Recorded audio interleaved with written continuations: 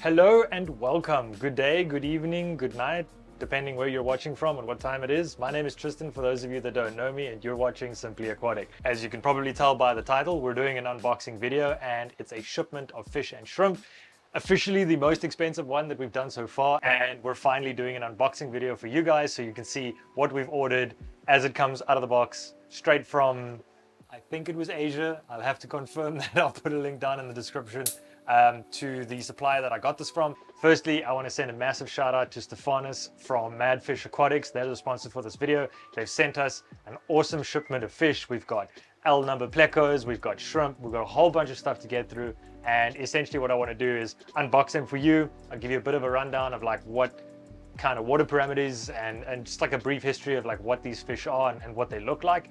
And then obviously all these fish are going to be available, and the shrimp as well, for sale. For those of you that are local or would like to buy it, we can courier it as well. I'm going to put a link in the description where they're going to be listed. There's a website that's currently in production, so you can buy these directly from Madfish Aquatics. But without any further ado, let's jump into it because I'm super excited. I think we've got some really cool, really rare fish, and I'm very excited to see what they look like. I just want to say a little disclaimer that usually when you import fish and they've spent quite a bit of time in a bag and on a plane and in a truck and all that kind of stuff that is involved in importing fish, you're probably going to find some dead ones. It's not a shock, it's not a surprise, it's kind of like common when you do this kind of thing. I just want to give you a warning for those of you that are sensitive for that kind of stuff. I'll try and like make a warning, or I'll try and like keep it out of the video if there are any dead fish. I just wanted to say a little disclaimer before, like, you know, anyone gets their hearts broken. For what it's worth, this is not what the box looks like when it comes. It comes in an actual box. I've just removed that because obviously there's like personal shipment details and things on there that I don't just want on the internet. But generally this is what it's going to look like. You're going to get a cardboard box with a styrofoam box inside. I'll overlay some footage as I talk about each fish with them once they're in tanks and they've been acclimated, just so you guys can get a bit of a better look than when they're in the bags. So I think this plastic is kind of just like leak protection. If for whatever reason something breaks inside the box and it starts leaking, this protects whatever is around it. Very nicely packaged, to be honest. Very cool styrofoam box.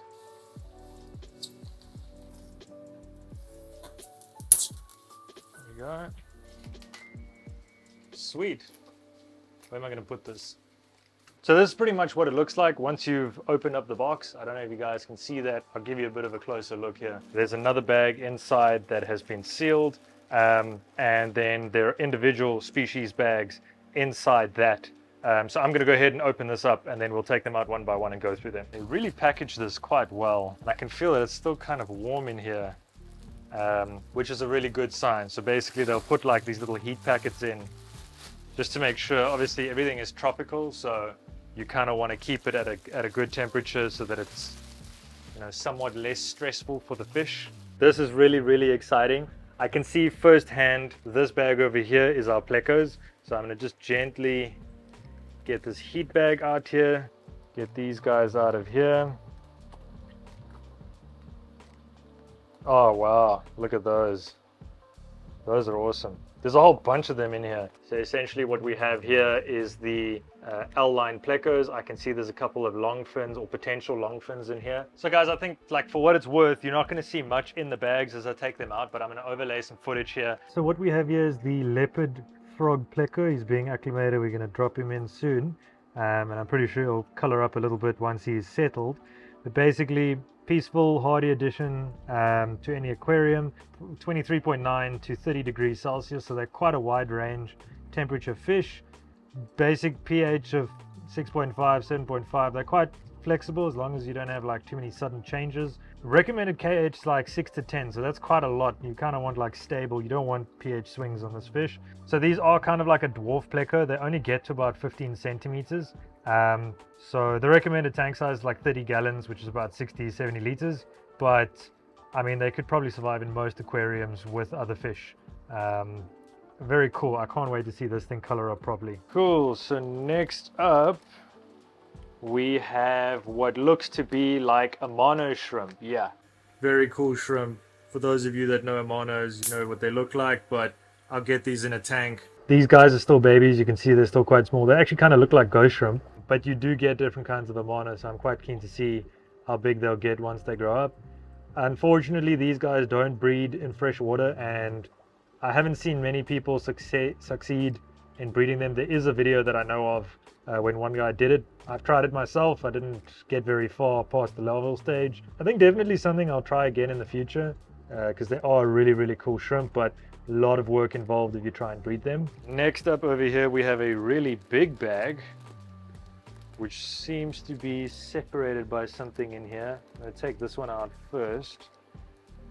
What are these? Okay, so these must be our like super fire red plecos. Definitely. If you can see that, they look really, really good. Once again, I haven't seen any dead fish in here. Super exciting. These are just absolutely beautiful. I can already see that that's going to be an amazing fish once it's grown up. Once again, plecos, same sort of basic parameters. Man, these are really pretty fish. And it's such great condition too. No broken fins or anything like that. Quite an expensive fish. But I'm very keen to see we can maybe breed a couple of these guys. Wow, check that out. Definitely one of my favorite fish out of this entire unboxing. I know I said I'm a shrimp guy, but this is, wow, that's a really pretty fish. What have we got in here? Okay, so these look like crabenzas. Yeah, some kind of cichlid, definitely. This I can show you up close. These guys look stunning. I think obviously they're a bit stressed from the shipping, but I'm very keen to get them in a tank and see them color up. I think they're going to be absolutely awesome fish. Once again, no dead fish, so that's very, very cool. This is looking really, really good, guys. I'm very happy. Usually when we do an import, and I say usually, this is the second one that we've done, but usually when you do import fish, especially when they come from like really far away and it's not just like an overnight flight, it's a lot of stress for them to go through. So generally you'll find that there will at least be 1 or 2 dead fish. So these are Redheaded Topaz, and they are again an aggressive cichlid. I'm sure, as you can see, they're kind of like built for speed and aggression. Very beautiful fish, and actually pretty chilled water parameters in terms of keeping them. They look pretty easy, 22 to 30 degrees, so they're quite versatile when it comes to temperature. 30-gallon tank size, 6 to 10 degrees of hardness, and then a 6.5 to 7.5 pH. Very beautiful fish, and I think once they grow up fully and they color up fully, they're going to be absolutely exquisite. I'm personally not a cichlid person. I can appreciate them, but it's kind of a case of like, I like cichlids in other people's tanks, not my own, just because I've had bad experiences with them before. But anyways, very cool fish, and I look forward to seeing them grow up. So we've got a bag of shrimp. Don't worry about this water, guys. I don't think it is a bag that's broken. I think it's just condensation from the heat. Cool, so these are our green jades. I'm actually not seeing too many dead ones in here either, which is awesome. I think we've got about 150 of each of these, which is amazing. That's a really nice way to start a colony. Obviously, a lot of these are going to be shipped out to people kind of immediately, but we'll obviously be able to keep quite a few of them and then start our own colonies. These are quite insane. I don't know if it's like a very high grade or how it works, but basically these are super dark green jades. I mean, there's one that's kind of what I know a green jade to look like. The rest of these guys look almost like completely colored up, like completely, there's no part of them that's really see-through. But then again, I'm very excited to see what these guys are going to look like once they've settled into their new tank. Okay, these are definitely our Sunkissed orange shrimp. These guys are really cool. They look amazing. And I'm not seeing any depth in these guys either. That's okay. That's really cool. So the shrimp I'm going to get out right now. I'm going to get them into some buckets and get them acclimating, because I do have some tanks that are ready. So I'll be able to show you that in just a second. Over here we have our Sunkissed orange shrimp. So basically these are different from your orange pumpkin in this. The way that I understand it is that they're a little bit more transparent. They've got those stripes on their backs like that, but they are still quite orange. And in my personal opinion, I don't really see like the big fuss between the differences of orange shrimp and sun-kissed shrimp and things like that. However, there are people that will fight you on that, and I do apologize if I'm offending anyone. I think they're really cool shrimp. They're definitely going to go into a tank of their own, and we're going to see what we can get out of them over a couple of generations. I think I think these over here, that's kind of like what I want to cull for, those like super orange colors. The yellow ones are nice, but I'm not too sure if it's a case of them coloring up once they're a bit older, but definitely keen to see what I can make out of these guys. Quite a few buried ones in here, so that's quite exciting. What do we got in here? Okay, these are our Bloody Marys. Damn, these are really good quality. It's almost like they're black. Here we have our Bloody Mary shrimps. Unfortunately, it looks like quite a few of these guys didn't make it. However, there's a ton of them that are still okay, thriving, doing very well. Well, okay, I suppose they're not thriving, but they're still alive. They're doing well. So we'll definitely be able to create a nice colony of Bloody Mary shrimps from these guys, from the guys that have survived. In here, we've got some green, super green King Kongs. These are Corydora shrimp. Very excited about these. These are a personal import for myself because I want to start a colony of them, and I think they're going to be really cool to breed with in the future once we cross them with some other types of colors and stuff.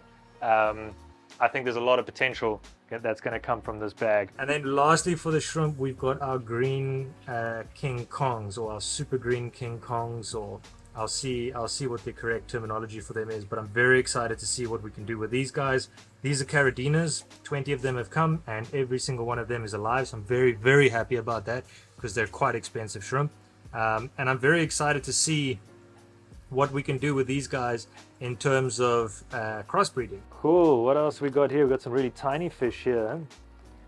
These are... What are these? Oh, these are Dwarf Corys. Okay, cool. Yeah. They're a lot smaller than I thought they'd be. They're probably just babies.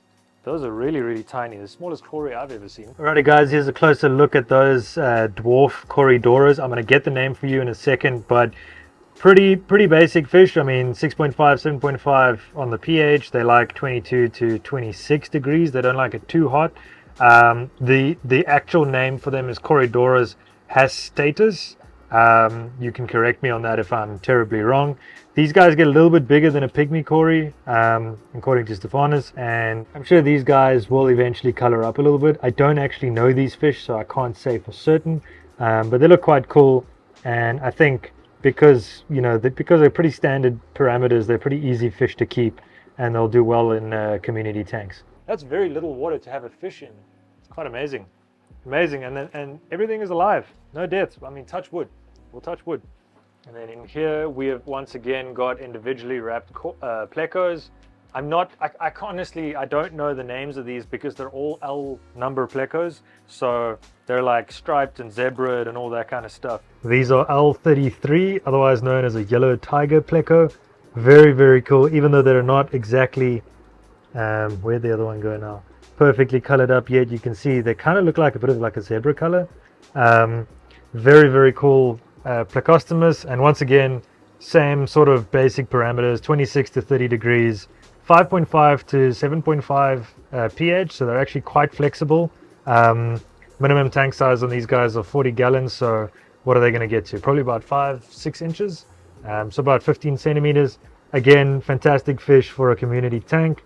And very, very pretty. They look quite cool. I'm actually quite amazed that they're so chilled after being shipped.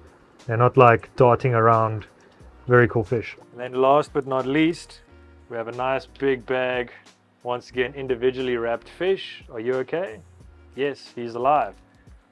This is amazing. I haven't seen any dead fish yet. We're touching wood, but it's looking very, very promising. I'm very happy to see that. We've got a gold ocelotus selection over here. That's the species name. So interesting fact about these guys is they're actually a problem. They're endemic to Tanganyika in Africa. I hope I'm saying that correct. They're pretty much rock dwellers or egg. They lay their eggs in shells apparently, so they're shell dwellers, which is quite cool. Males will get to about 6 centimeters, females 3.5, so they're not actually a massive fish. They are quite a basic fish. When I say that, I mean pH, so 7.5 to 9.0. They like 10 to 25 degrees of hardness, and then their temperature 23, 27, so not exactly that flexible, but it's a pretty basic temperature that you'd probably find in most home aquariums, so cool fish. Not too sure if these guys are going to do well in a, I mean, it is a cichlid, so I couldn't imagine them doing that well in a community tank if you've got like other sort of smaller fish. Pretty sure that they'll go for them. Now we're getting to a little bit more of a difficult species to look after, or at least that's what my research says. They're quite, well, slightly aggressive. These are the golden firecracker trophius. I hope I'm saying that correctly. These guys go 5 to 6 inches, so they do get rather large, or on the large side for a sort of aggressive fish, I suppose. 6 to 8 on the pH. Hardness, they like the water quite hard actually. 6 to 14 degrees of hardness, and then they're pretty okay with they're pretty basic with their temperature requirements, 25 to 30 degrees Celsius. I suppose the scientific name is worth mentioning. It's Tropheus muri, and yeah, very cool little fish. These are obviously still babies, so they haven't like fully colored up yet, but I can already see some really cool patterns coming out of them. And I suppose the name Firecracker just suggests that they're going to look epic. So can't wait to see these guys grow up and what they end up looking like when they're fully colored up. Alrighty guys, so that's kind of what it looks like. I mean, it's a box, it's full of bags, the bags all have water in them, and some of them have got some methylene blue just to like help with the stress of the shipping. And then like these kind of like super fancy plecos, I see that they've each been individually wrapped, which is quite surprising to me that they've got so little water. But I think it's because, you know, they're very expensive plecos. So if one of them dies and starts polluting the water, you risk like losing all of them. So it's actually very, very clever that they've done it this way. So big shout out to the importers and to Mad Fish for organizing this. There you have it. Now you know what it looks like when we do an import of fish and shrimp, how they get packaged, how it arrives, the kind of sad truth of the fact that not all of them always make it.